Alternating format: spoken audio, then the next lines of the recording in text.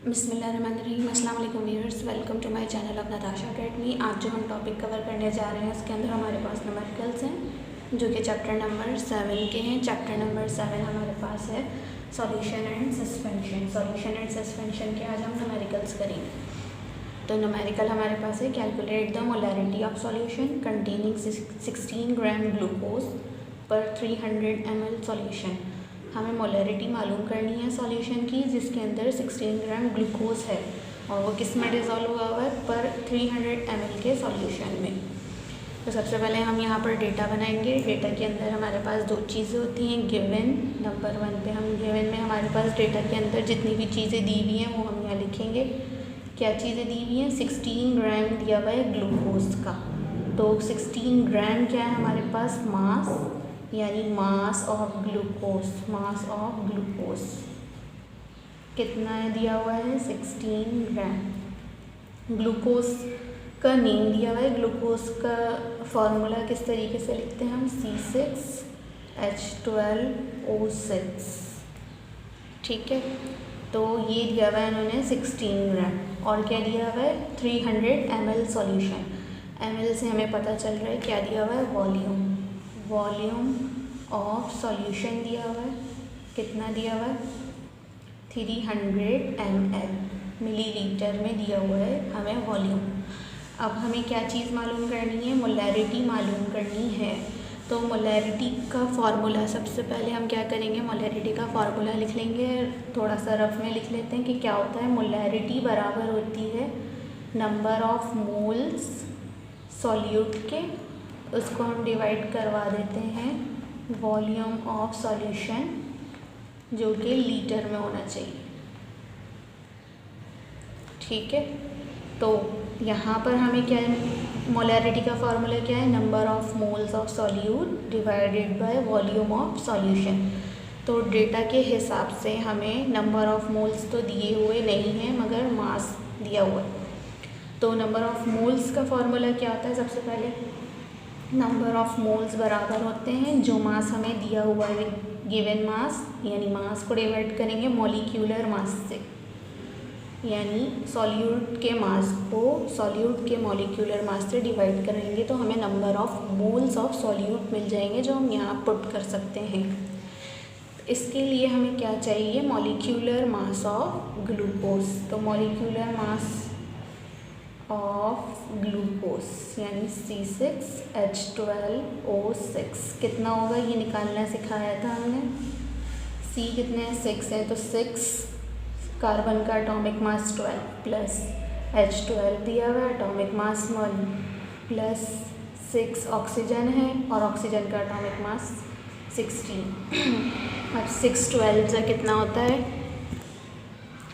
तो 6 12 का हमारे पास 72 प्लस 12 1 12 प्लस 16 6 96। अब इन सबका हम सम अप करेंगे। सम अप करने के बाद हमारे पास आंसर 180 ग्राम हमारे पास ग्लूकोज के आ गए। ठीक है, ये हमारे पास ग्लूकोज का मॉलिक्यूलर मास आ गया।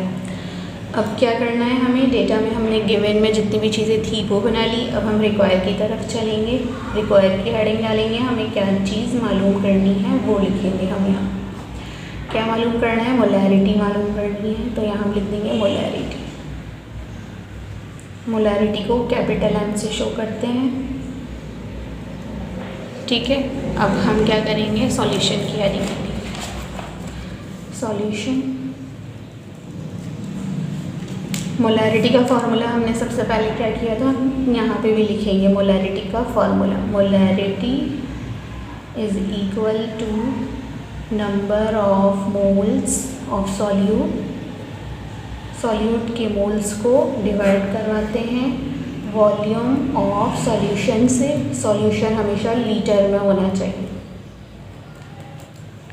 ठीक है, और अगर लीटर में नहीं है, ml वगैरह में दिया हुआ है तो volume of solution multiply by 1000। इस तरीके से भी होता है। जैसे कि अभी हमारे पास सॉल्यूशन वॉल्यूम किस में दिया हुआ है? ml में दिया हुआ है। तो यहाँ पर लीटर में तो नहीं है ना, ml में है। तो यहाँ पे हम क्या लिख रहे हैं? ml। ml को हम मल्टीप्लाई करवा देंगे 1000 से। ठीक है, ये कंडीशन तब लगेगी जब हमारे पास वॉल्यूम ml में होगा या सेंटीमीटर क्यूब में होगा। अगर लीटर में होगा तो डायरेक्ट नंबर ऑफ़ मोल्स को वॉल्यूम से डिवाइड करवा देंगे, लेकिन अगर ml या cm क्यूब में होगा तो नंबर ऑफ़ मोल्स को वॉल्यूम से डिवाइड करवाने के बाद 1000 से मल्टीप्लाई करवाएंगे। ये मोलैरिटी का आ गया। अब मोलैरिटी के अंदर हमें नंबर ऑफ़ मोल्स सबसे पहले मालूम करने हैं, तो हम नंबर ऑफ़ मोल्स का फॉर्मूला लगाकर नंबर ऑफ़ मोल्स मालूम करें। फॉर हेडिंग डाल देंगे यहाँ पे 4 नंबर ऑफ मोल्स मालूम करना है। नंबर ऑफ मोल्स का फॉर्मूला क्या है? Mass divided by molecular mass. Mass कितना है हमारे पास? मास हमें दिया हुआ है 16 ग्राम और मॉलिक्यूलर मास है 180 ग्राम। ठीक है, 16 को हम 180 से डिवाइड कर रहे हैं तो आंसर हमारे पास आएगा 16 divided by 180 is equal to 0.0888 moles. ये हमें ग्लूकोज के मोल्स मिल गए। अब हम ये वाले मोल्स मोलैरिटी वाले फॉर्मूले में पुट करेंगे तो हमें मोलैरिटी मालूम हो जाएगी। फॉर्मूला क्या था? मोलैरिटी, यहाँ पे हेडिंग डाल दें 4 मोलैरिटी कैपिटल। ठीक है, हेडिंग्स डाल के करेंगे तो आपके नंबर ज़्यादा मिलेंगे आपको। Number of moles of solute हमारे पास ग्लूकोज है। सॉल्यूट क्या होता है? जो हमारे पास कम क्वांटिटी में अमाउंट होता है वो हमारे पास कहलाता है। सॉल्यूशन के अंदर जो हमारे पास कम क्वांटिटी में अमाउंट होगा वो सॉल्यूट कहलाएगा और जो ज़्यादा क्वांटिटी में होगा वो सॉल्वेंट कहलाएगा। तो सॉल्यूट 300 ml सॉल्यूशन हमारे पास क्या है? ज़्यादा क्वांटिटी है तो ये सॉल्वेंट है, और ग्लूकोज 16 ग्राम दिया हुआ है, कम क्वांटिटी है तो ये सॉल्यूट है। वॉल्यूम ऑफ सॉल्यूशन मैंने अभी बताया था लीटर में होना चाहिए। अगर लीटर में नहीं है ml में है हमारे पास तो हम यहाँ पे 1000 से मल्टीप्लाई करवाएंगे। ठीक है, अगर डायरेक्ट आपने करना है कि number of moles of solute divided by volume of solution, तो आप सबसे पहले वॉल्यूम जो हमें ml में दिया हुआ है उसको लीटर में कन्वर्ट कर डायरेक्ट आप यहाँ पर लिख सकते हैं। वो पैटर्न भी अभी मैं आपको बताती हूँ किस तरीके से करेंगे। Molarity is equal to number of moles हमारे पास आए हैं 0.0888 डिवाइडेड बाय वॉल्यूम है हमारे पास 300 मल्टीप्लाई बाय 1000। अब हमने क्या करना है? इसको 0.0888 को डिवाइड करवाना है 300 और मल्टीप्लाई करवा देना है 1000 से। हमारे पास आंसर आ गया 0.296। ये इसकी मोलैरिटी आ गई किसकी? ग्लूकोज की, पूरे सॉल्यूशन की सारी ये आ गया। ठीक है, अब मैं क्या कह रही थी कि अगर ये 1000 आप नहीं लगाते तो वॉल्यूम को पहले ही कन्वर्ट करवा दें। कैसे? वॉल्यूम हमें दिया हुआ है 300 ml, मिलीलीटर से हमें लीटर में जाना है, LITR। सही, तो मिलीलीटर से लीटर में जाने के लिए हमें क्या करना पड़ता है? मिलीलीटर हमारे पास छोटी यूनिट है और लीटर हमारे पास बड़ी यूनिट है। तो छोटी यूनिट से जब हम बड़ी यूनिट की तरफ जाते हैं तो हम क्या करते हैं? ये कुछ ट्रिक्स हैं, हम याद करवाते हैं। SDL, स्मॉल s का मतलब, D का मतलब डिवीजन और L का मतलब लार्ज। जब स्मॉल यूनिट से हम लार्ज यूनिट में जाते हैं तो डिवाइड करवाते हैं। ठीक है, तो 300 ml से हम लीटर में जा रहे हैं तो इसको हम क्या करेंगे? डिवाइड करवा देंगे। 300 डिवाइडेड बाय 1000 तो हमारे पास क्या आंसर आएगा? 0.3। 0.3 सही है। तो हमारे पास 300 डिवाइडेड बाय हमने 1000 करवाया तो हमारे पास आंसर आया 0.3। ठीक है, अब यही वॉल्यूम हम मोलैरिटी वाले में लिख दें। मोलैरिटी यानी हमने वॉल्यूम को पहले ही कन्वर्ट करवा दिया, तो अब ये 1000 की नीड नहीं है हमें। मोलैरिटी 0.0888 आ रही है, number of moles of solute. अब वॉल्यूम यहाँ 300 था, 300 ml था, हमने यहाँ पे ml में नहीं लिया, लीटर में कन्वर्ट करवा के अब हम ये लीटर में आ गया हमारे पास वॉल्यूम, तो हमने 0.3 लिया और आंसर हमारे पास सेम आ रहा है। ठीक है, ये था आपको बताने के लिए कि किस तरीके से हम इसे सॉल्व कर सकते हैं। एक फार्मूला तो हमारे पास यही है, number of moles of solute divided by volume of solution in litre. Litre में है तो अगर आपको ml या cm³ में वॉल्यूम दिया हुआ है, आप उसको पहले ही कन्वर्ट करवा के डायरेक्ट लिख सकते हैं, और अगर नहीं लिखना तो यहाँ पर ही मल्टीप्लाई करवा देंगे हम 1000 से। यहाँ पे ही मल्टीप्लाई करवा देते हैं 1000 से। तो ये तो ये हमारा एक न्यूमेरिकल। दूसरा न्यूमेरिकल है हमारे पास मोलैलिटी का, अब हम वो सॉल्व करेंगे। हमारे पास है वो है मोलैलिटी का। मोलैलिटी का न्यूमेरिकल हमारे पास क्या दिया हुआ है, 5.3 gram of Na2CO3 was dissolved in 800 gram H2O, calculate the molality of solution. 5.3 ग्राम दिए हुए हमें Na2CO3 के, जो कि डिज़ोल्व हुए हैं 800 ग्राम वाटर में। अब इसकी हमें मोलैलिटी मालूम करनी है, यानी 5.3 ग्राम ऑफ Na2CO3। 5.3 ग्राम हमारे पास क्या है, कम क्वांटिटी है। जो भी हमारे पास कम क्वांटिटी में होता है वो क्या होता है, सॉल्यूट होता है। तो ये क्या है हमारे पास, सॉल्यूट। अंडरलाइन कर कर इसके ऊपर हम सॉल्यूट लिख देते हैं। वॉज डिज़ोल्व, डिज़ोल्व किया गया है इसे किसमें, 800 ग्राम H2O में। 800 ग्राम विच इज़ ग्रेटर देन 5.3 ग्राम। तो 800 ग्राम हमारे पास क्या आ जाएगा, सॉल्वेंट। ठीक है, solute plus solvent combine together to form solution, और both are in grams, that's why we are calculated its molarity। इनका जो सॉल्यूशन होगा वो हमारे पास क्या कहलाएगा, मोलर सॉल्यूशन, इसलिए हम इसकी मोलैरिटी मालूम कर रहे हैं। अब हम क्या करेंगे, डेटा बनाएंगे। डेटा के अंदर हमारे पास दो चीज़ें होंगी, गिवन और रिक्वायर्ड।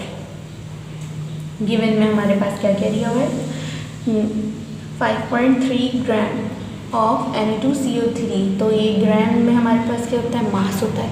तो ये क्या कहलाएगा, मास ऑफ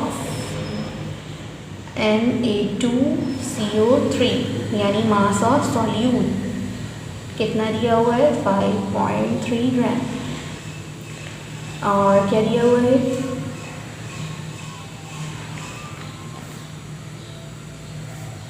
800 ग्राम। तो ये किसका मास है, मास ऑफ H2O लिख दें पहले, उसके बाद सॉल्वेंट ब्रैकेट में लिख दें। कितना दिया हुआ है, 800 ग्राम दिया हुआ है। सही है। सबसे पहले हम इसका भी वही करेंगे कि रफ कॉलम के अंदर हम मोलैलिटी का फॉर्मूला लिख कर चेक करेंगे कि क्या होता है। तो मोलैलिटी का फॉर्मूला हमारे पास होता है, लाइन्स छोड़कर लिख देते हैं, ये काम करते हैं। रिक्वायर की वैल्यू डाल दें, यहाँ जो चीज़ मालूम करनी होती है वो आपने यहाँ लिखनी होती है। रिक्वायर में हमें क्या मालूम करना है, मोलैलिटी।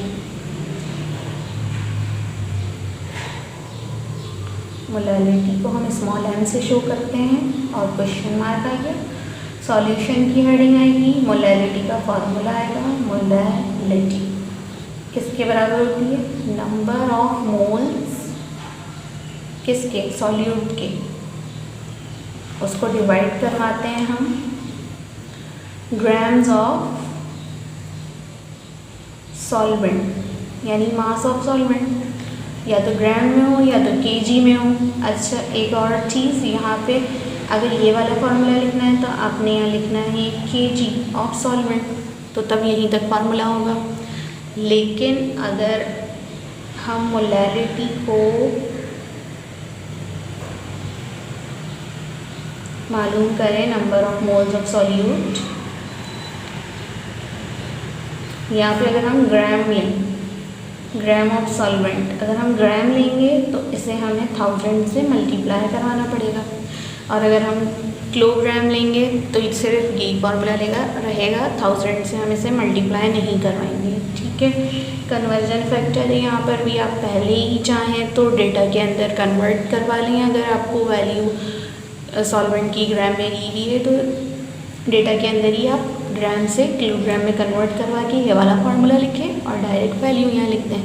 और अगर आपने कन्वर्ट नहीं करना, आपने फार्मूले के अंदर ही आके करना है, तो आप ये वाला फार्मूला लगाएंगे, number of moles of solute लिखेंगे, जो भी आपको ग्राम में वैल्यू दी हुई है वो यहाँ लिखकर 1000 से मल्टीप्लाई करवाएंगे।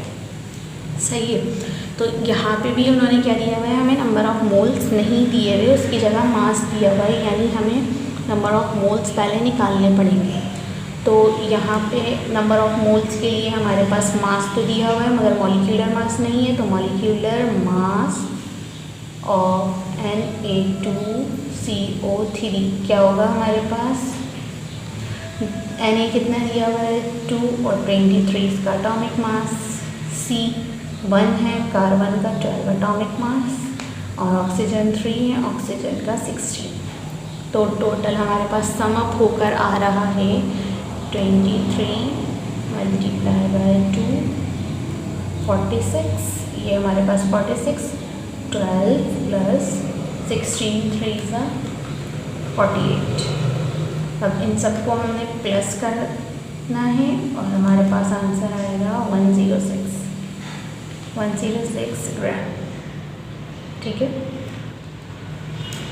सबसे पहले हम नंबर ऑफ मोल्स निकालेंगे इसके, 4 मोल्स ऑफ Na2CO3। मोल्स बराबर होते हैं जो हमें मास दिया हुआ है उसको डिवाइड करवाएंगे C के मॉलिक्यूलर मास से। मास कितना दिया हुआ है हमें, which is 5.3 grams divided by its molecular mass which is 106 gram. 5.3 divided by 106 gram is equal to 0.05 moles। ये हमारे पास आ गए Na2CO3 के मोल्स। अब इस मोल को हमें क्या करना है, मोलैलिटी वाले फॉर्मूले में पुट करना है। तो हम यहाँ पे हेडिंग डालेंगे 4 मोलैलिटी ऑफ Na2CO3। मोलैलिटी का फॉर्मूला लिखेंगे, number of moles of solute divided by gram of solvent, और मैं यहाँ 1000 से मल्टीप्लाई करवा रही हूँ इससे, क्योंकि हमने यहाँ पे ग्राम्स में लिया है सॉल्वेंट। ठीक है, तो मोलैलिटी हमारे पास किसके बराबर आ रही है, नंबर ऑफ मोल्स हमने अभी निकाले हैं 0.05, इसको हम डिवाइड करवाएंगे सॉल्वेंट के ग्राम से जो कि 800 है, और 1000 से मल्टीप्लाई करवाएंगे। हमारे पास आंसर आ रहा है 0.05 डिवाइडेड बाई 800 मल्टीप्लाई बाय 1000। तो आंसर आया है हमारा 0.0625 मोलैलिटी आ रही है। मोलैलिटी का यूनिट स्मॉल है।